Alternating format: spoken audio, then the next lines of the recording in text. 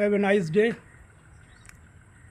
শুভ বিকালবেলা, শুভ বিকালে একটা গ্রাম বাংলার চিত্র আপনাদের সামনে তুলে ধরছি।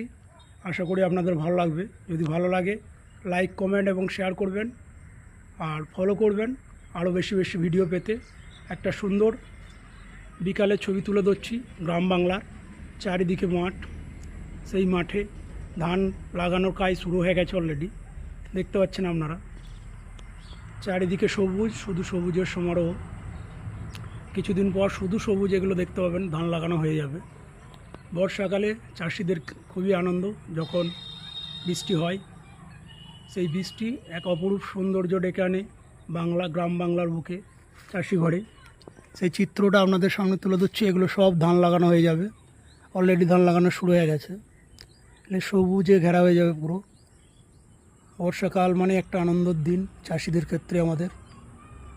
এই দেখতে পাচ্ছেন সামনে বীজতলা, ওই বীজতলা থেকে ধান রোয়া হবে। একটা সুন্দর ভিউ বিকালবেলার আপনাদের সামনে আমরা তুলে ধরলাম। আশা করি আপনাদের ভালো লাগবে।